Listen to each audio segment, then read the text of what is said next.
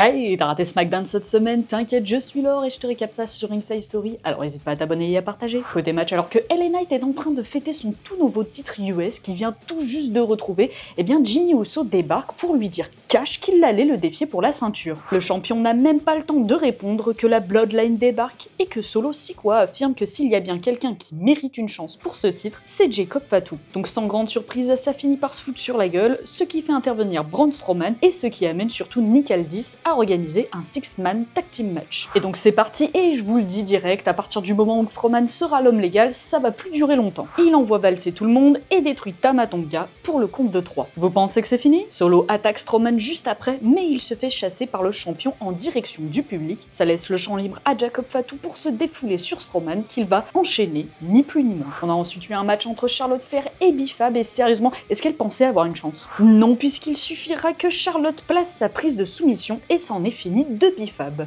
Malgré tout, Charlotte ne cesse pas la prise, faisant débarquer Tiffany Stratton pour se la donner. Et excusez-moi, mais c'est la soirée des règlements de compte ou c'est l'Espagne qui vous fait cet effet? Damian Priest voulait se battre ce soir et à défaut d'avoir un Drew McIntyre sous la dent, il va se contenter d'un petit Shinsuke Nakamura qui traînait par ici. Après, ça n'empêchera pas McIntyre de passer faire coucou, et si vous croyez que cette distraction va permettre à Nakamura de reprendre le dessus, vous vous trompez. Priest l'éclate, mais il ne peut pas conclure, attaqué par McIntyre qui visiblement en avait marre de jouer les spectateurs. Et donc comme c'est le thème de la soirée, ça part en grosse baston encore une fois. Randy Orton a affronté Carmelo Hayes qui n'a pas beaucoup de respect pour lui visiblement, et pourtant il devrait en avoir puisqu'à la fin il se fait choper par un RKO qui va le clouer au sol pour le compte de 3. Juste après, Randy lui propose une nouvelle poignée de main, mais Carmelo refuse et va même jusqu'à bousculer Orton, donc vas-y, il va se manger un RKO. Bah oui mais mec, tu cherches aussi. Bon, après Carmelo il est chanceux puisqu'il va se faire sauver par un petit Kevin Owens qui traînait par là et qui va vite étaler en voyant Orton le poursuivre. Gunther qui veut continuer de nous montrer à quel point il est fort à affronter un catcheur local qui